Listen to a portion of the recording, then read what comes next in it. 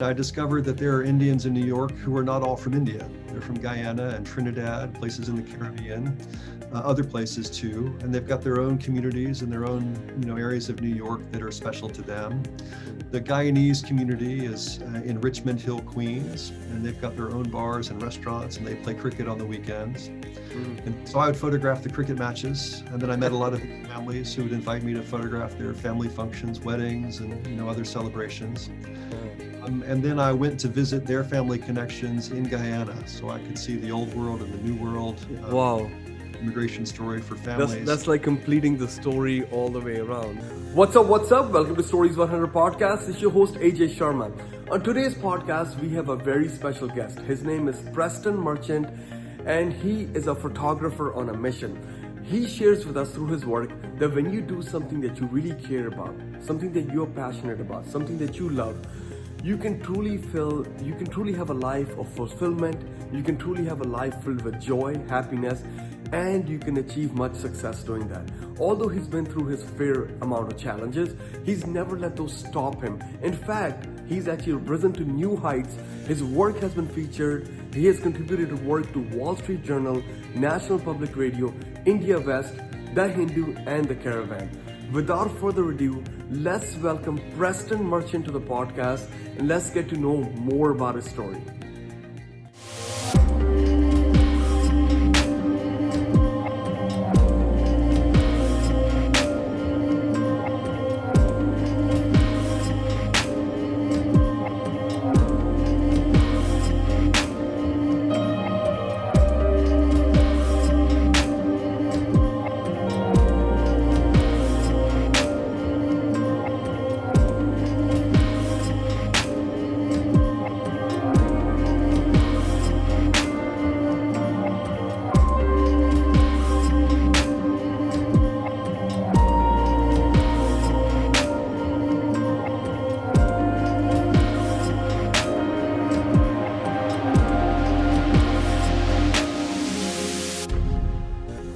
Good morning, Preston. How are you doing today?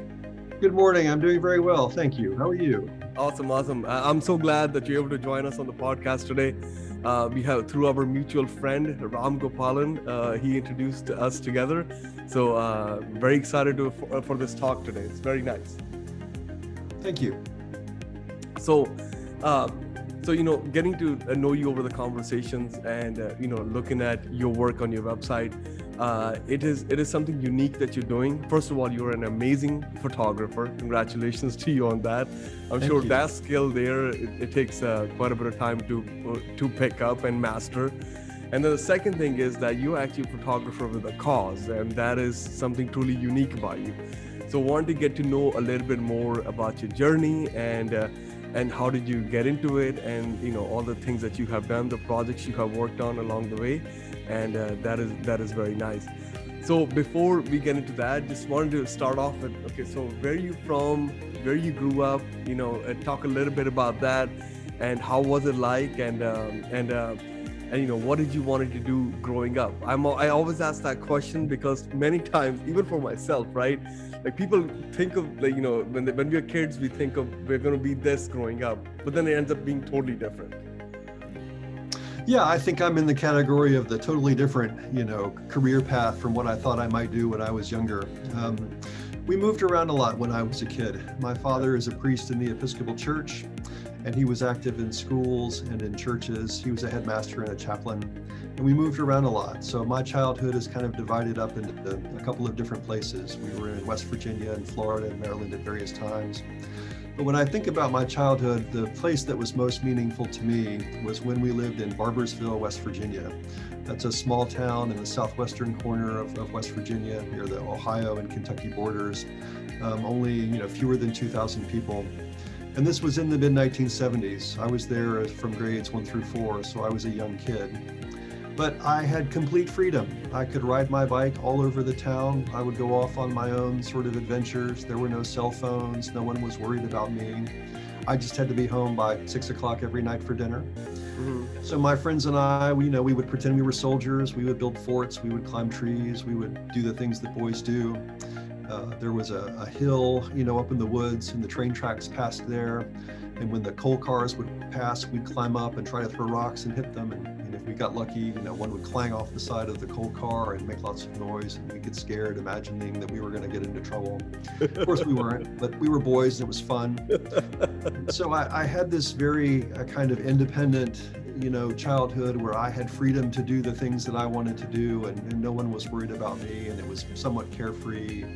It was also kind of isolated. There were no dangers that we were aware of, but it was a marvelous way to be a kid. It seemed more like being a kid perhaps in the 1950s than the 1970s. And I think about that a lot. As I travel the world as a photographer, I often imagine that I'm recreating my own childhood. I'm going off on an adventure, looking to find interesting people and places to photograph and to engage with in some way. So I do think about those formative experiences. That's awesome. That's awesome. And you know what it is, and what's amazing about that is, I quite honestly, I like to visit smaller towns, smaller places, because as connected we are to social and everything these days, it's that slower pace of life. It has something unique about it, and it's just that you actually are living the life. That's just my perspective. I think you're actually living the life, more appreciating every moment versus the go and the fast of everything. Like everything is going by so fast, and when you're in a smaller town, you don't have as many things on your mind. You know what I mean? Which is nice. Yeah, that's awesome. That is awesome. Cool. So go ahead. Yeah, I was agreeing with you. I think that, as a photographer or any sort of artist, it's easy to always to be attracted to the high action, the high energy, the big historical things, the things that you would think would be most suggestive for your photography. But the quieter moments, the personal, the reflective, the everyday moments can be very valuable as well. No, true that. Absolutely. But that is that's something that I have interviewed other National Geographic photographers as well, and this is something what you're sharing is absolutely correct. It's your own space, your own mind, your own creativity, whatever you're best at, and when you actually start to highlight that's what your best product comes out of that.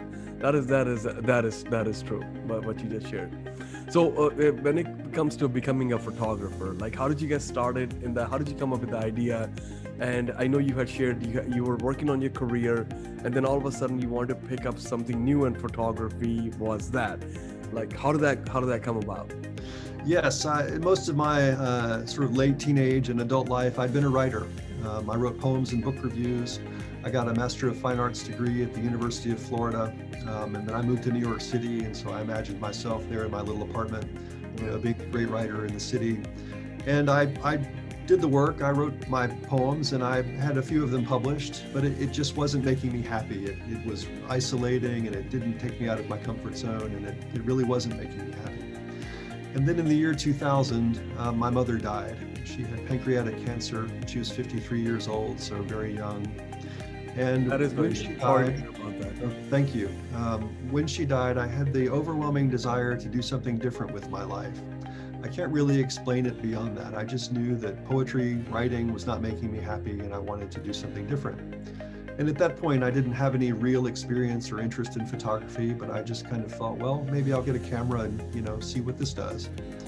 And so I ordered one online, and it came, and I went around New York City and photographed street festivals and, things outside in the public spaces. And that was very intimidating to me to walk around with a camera.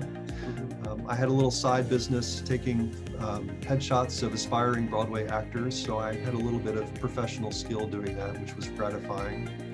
But I didn't have any purpose or plan. It was just something that I was doing that I was trying to find my way through. And then 2001, 9/11 happened. And at the time, I was working in fundraising and communications for a charity that had offices in the South Street Seaport. That's in Lower Manhattan, not far from the World Trade Center site. And I wasn't in the office on that day, but I did make my way down there a few days after. It was difficult to move around New York. A lot of the city was in a kind of lockdown. But my organization was running a relief operation with the National Guard and firefighters and police and others who were working in the recovery effort at the Ground Zero site. So my colleagues and I were part of an operation that would take water and supplies and food around to the folks that were doing the work. And I took pictures of it. I photographed our efforts and then also the work that the firemen were doing. I wasn't too close to the action, but close enough to photograph it. Mm-hmm. And I was deeply, deeply afraid of doing this. It was at night and journalists were not allowed on the site at that point. So I was there with the camera and doing the work, and I was mortified that a National Guardsman or someone would call me out for taking photographs and banish me, and I would have been devastated, crushed if that had happened. But it didn't happen. So I took the pictures that they were very powerful to me as an individual, and of course my organization liked them. And so I felt that maybe I could do this photography thing with a sense of purpose and direction. Maybe I could make something of it. And at that point I was also changing jobs. And so I photographed the Ground Zero stuff for a couple of weeks. I took some time off. I'd saved some money and I went to India and I photographed there for the first time. I'd been to India a couple of times at that point, but that was my first trip as a photographer. And I pursued the stories that I wanted to as a documentary photographer and tried to get my confidence and my skills to where I thought I could pursue it even further. Mm-hmm. Wow. That is unique that you were able to actually photograph, the aftermath of 9/11 and all the efforts that were being put in at that time. It's an unfortunate event that happened, but at the same time, you were on ground zero, being able to do it, and that, all those efforts being documented that makes history. Maybe an unfortunate one, but that is history. Wow.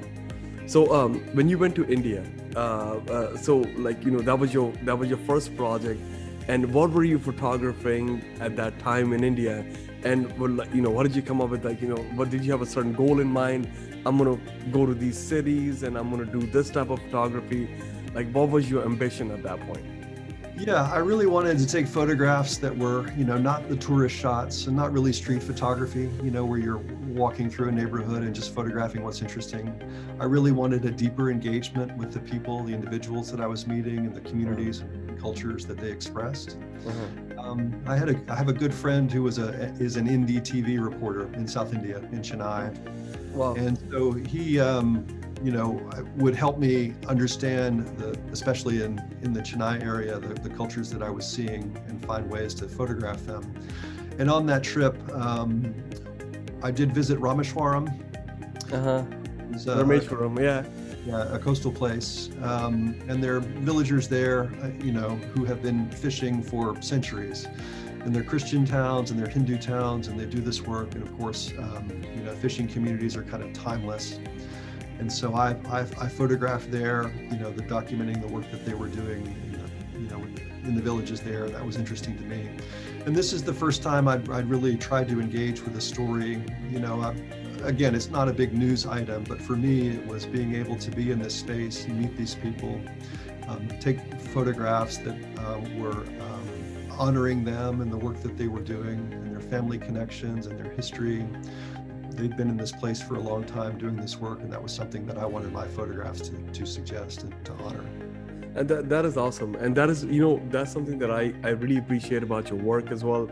Obviously, you attend events and you do projects where you're connecting people from Indian diaspora to the roots and the community events and so forth. And that is something that is very nice. It's like being a photographer with a cause, and that's nice. Thank you for doing that. That's awesome.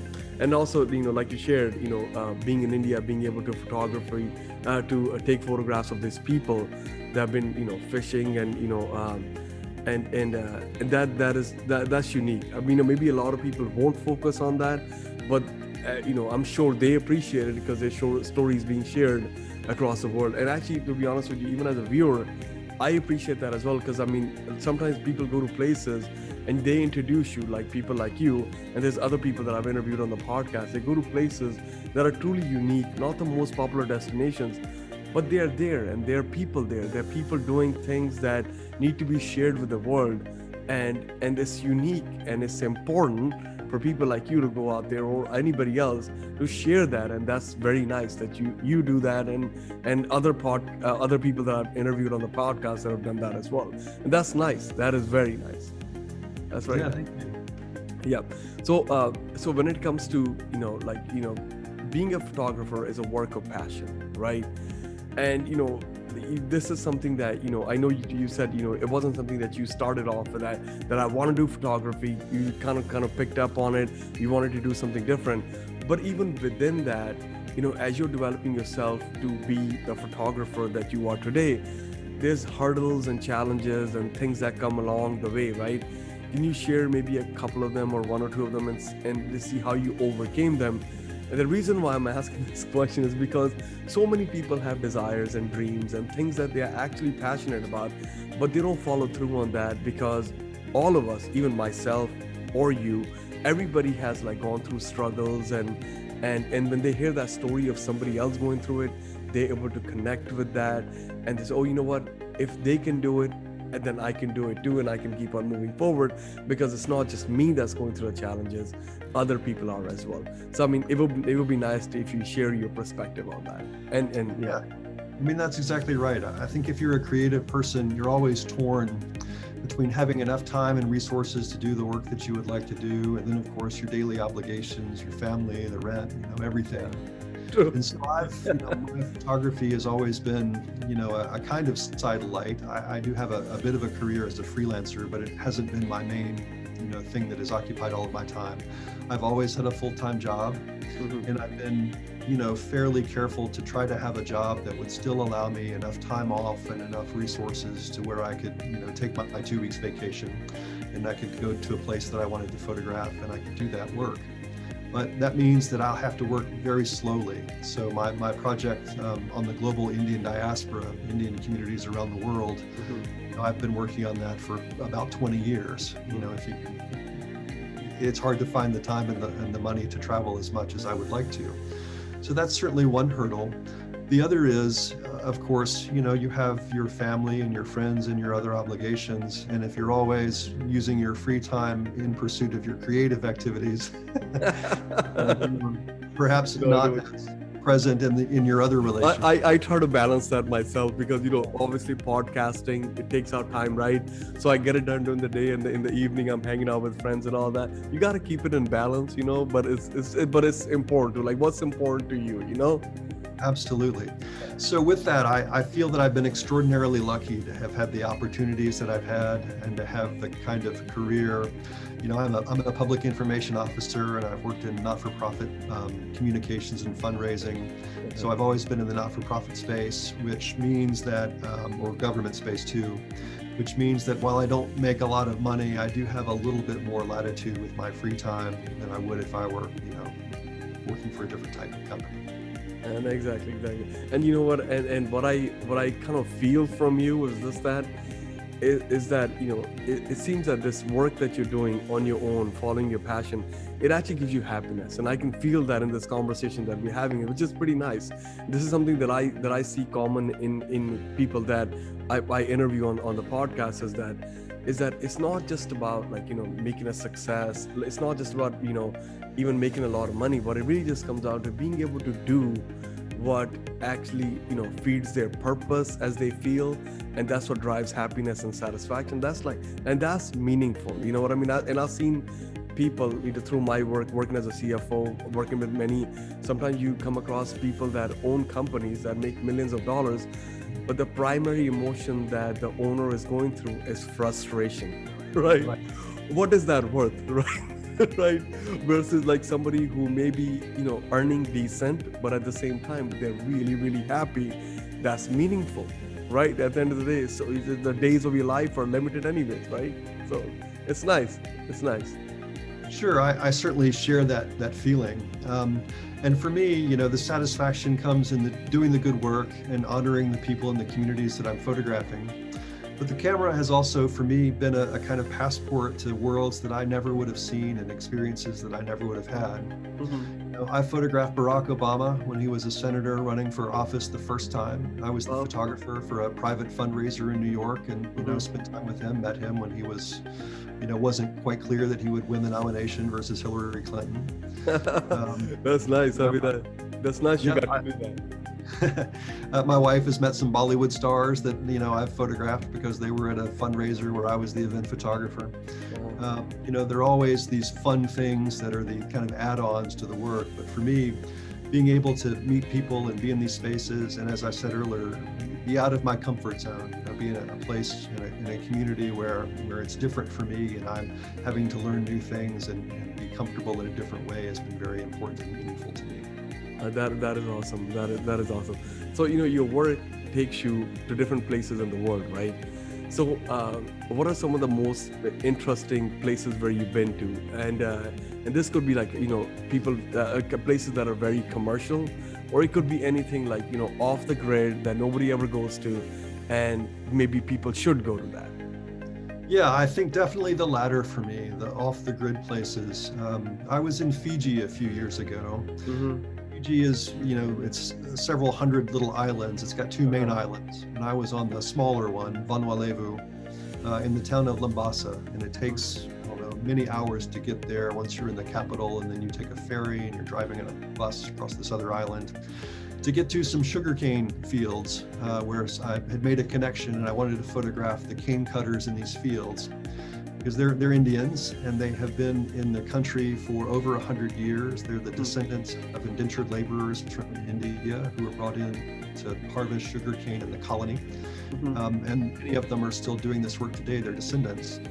And so I made my way out into the cane fields, and they get up, of course, before dawn, and I'm out there photographing them in their early work as the sun is rising.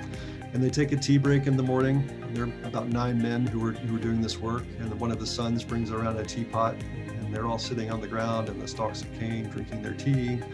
And we're just talking about life and the world, and here we are, and the sun is up, and they're doing this work in a way that's timeless.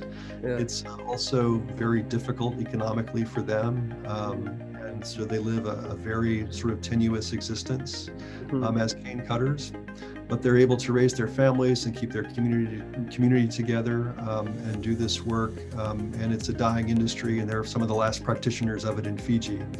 And so I wanted to be there to photograph and kind of honor them and what they do, and to make the connection with that community, with other sort of diaspora communities around the world, and to see how it would all connect in photography.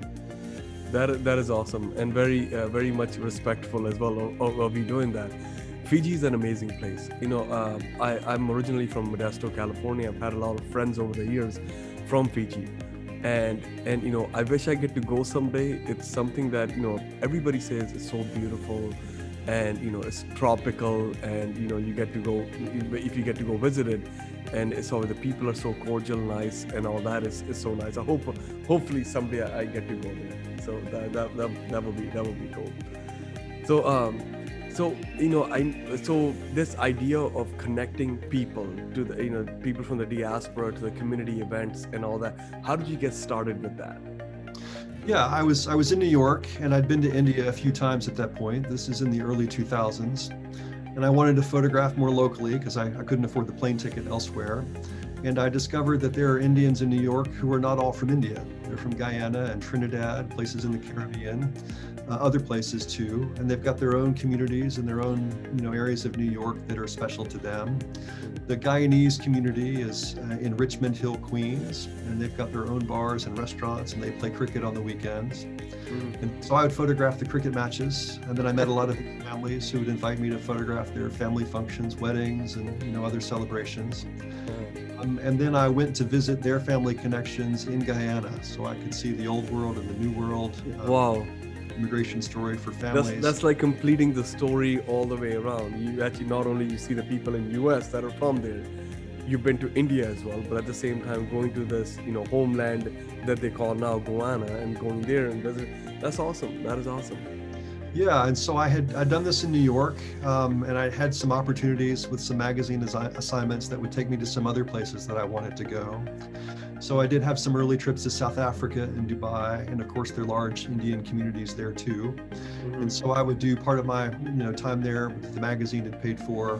I would do my assignment for them, and then I would check into a cheaper hotel and photograph for another week or so with the Indian communities. And the internet at this point in the early 2000s, people were still using email, and I was trying to find ways to connect, make connections with friends in the United States and friends of friends of friends in these other places. So I would have some point of access and a way to understand the community there. So I did that. And so in a space of a few years, I'd been to a couple of different countries, and I had a core group of photographs that I thought could be the core of a larger project on the global Indian diaspora that I was calling India World. And so once I kind of had that and liked the work and thought it was something that I could continue and expand on. Wow, that's nice. So far, you've done a lot of things that that would make one proud. Like if I was doing it, I would be proud of my work. What is maybe hard question to answer. What is one of the projects that you've associated with that you're really proud of? Like maybe more proud than others. Oh, well, like I say, I've been doing this Indian diaspora project for a long time, and I am still pursuing other projects too. At the moment, I live in California here in the Bay Area, and again, not having a whole lot of time to travel other places. And of course, with the pandemic, everything is very difficult. Yeah. But I've been photographing California county fairs, as a way of exploring the state and the different cultures. Every county in California does have. Yeah. I've been to those, and those are fun. And those are, so right now, how is that going, especially with the pandemic and everything, right? I know before when I used to go, I've been in Florida for like 4 years now, and obviously at that time pandemic wasn't there, so it was busy, it was packed, and like hundreds and hundreds of people there. How is it now? Right. So I started the project before the pandemic, and then of course, when the pandemic was here, all of the fairs were canceled, and there was no activity like that. Now they're resuming again, and so California has opened up enough to where they can have the fairs with some modifications for crowd control and masking and all that. So they're just starting again now. San Mateo County will have its fair here in a couple of weeks, and I'm looking forward to photographing that. That's and awesome. Then traveling, to other places. The Central Valley fairs, for your part of the world, are exactly, yeah. But yeah, lots of different cultures and communities, and the culture of California, something that interests me greatly. It's fun. You get to see it all. You get to see the farmer side of it. You get to see the cattle, and you get to see, experience different foods, like crazy good foods, and that's awesome. You get to see a lot of different things in those fairs. It's nice. It's nice. So wanted to also ask you, what is your why, and what keeps you motivated, and what keeps you going in pursuing your goals and dreams and your ambition, and obviously the photography that you're doing, and what is your why? Yeah, my why, I really am a creative. I try to be a creative person, and I derive satisfaction from doing the good work. It matters less to me if the photograph is published or if it appears somewhere or something like that. I'm more driven by doing good work, connecting people in the stories that I'm photographing, trying to honor the folks that I photograph and do right by them, because I'm a guest. I've been invited to see all sorts of private things in families and with people, birthdays, funerals, weddings, all of it. So I'm part of people's lives for a short period of time, and I do acknowledge, and I'm very gratified that I've been able to do that work, and I try to pursue it in a humble way. And I try to be worthy, in the photographs. I want the photographs to be worthy of the time that I've spent with these folks. And so that's very gratifying. And again, it gets me out of my comfort zone. I learn new things. I meet new people. By nature, I'm an introvert. I do really have to sort of pick myself to get out of the house to do stuff sometimes. But the opportunity to do the good work kind of spurs me on and keeps me going that way. Yeah, that is awesome, especially for the creative type of people. It's one of those things that I have learned through my interviews is that, and I feel to a certain extent I have some creative things in me too, but it's something that just like feeds your passion, gives you happiness, right? And the more you're away from that, the more you don't feel like yourself. Like you don't have that same type of energy, you don't have the same type of joy. And then when you get closer to that base of being productive, being creative, the more happier you feel, and that's amazing. Thank you so much for sharing that. So I wanted to wrap this up with one more thing I want to ask you. So through your journey of being a photographer and doing things that drive your passion. If there's somebody like, I know there's a lot of people on this path right now that are trying to find their passion, and even when they find it, they go through difficulties and all of that. What would be through your experiences of overcoming hardship, challenges, what would be your message to them that why should they keep going? Well, I think that you really have to be motivated to do the work. And there are always 1,000 reasons that you can think of why you shouldn't do the work. You don't have time, you don't have the money, you've got other obligations, there are other things to do, it's tiring, it's exhausting, all of that. But you have to turn off those voices and just get out there and do it. It really is, I don't want to say it is really that simple, but that's certainly the first step that you have to take. Exactly. So for me, when I'm feeling kind of isolated or unmotivated, I'll research something, I'll go online, I'll find something that's connected to a project that I'm working on, say, that I want to photograph, and then I'll just schedule it. I'll make the appointment. So now I know that, on a Saturday morning at 9 o'clock, I need to be somewhere to take a photograph because a person is expecting me. Well, now I'm committed. And so I have to make the time, I have to put it on the schedule, I have to carve it out. And so then I do it. And now I do the work, and there I am, and I have to pour myself into it that way. So I think sometimes you have to play these little tricks on yourself, but if you can't motivate yourself, no one else is going to motivate you. And that really is important, if you're a creative person, to find a way to drive yourself to do the work that you want to do. That is true. Thank you so much. Absolutely agreed. That at the end of the day, you need to be your own motivator, and however you find your strength, you just got to pick yourself up and do it. And that's just and thing that you shared right now, which actually really works, is that once you schedule it, it is there. You just got to make it happen, right? And instead of thinking about it, sometimes many of us get into the habit of overthinking about things, and then we end up talking ourselves out of it. That doesn't really help anything either. So thank you. So I really, really appreciate you for sharing your journey with us today, Preston, and keep up the great work. What I'll do is, I said, on this podcast link, I'll share a link to your website, and also share a link to your Instagram page as well. Thank you so much for joining us today, and it was a pleasure talking to you. Thank you, Ajay. I really enjoyed it too. Thank you.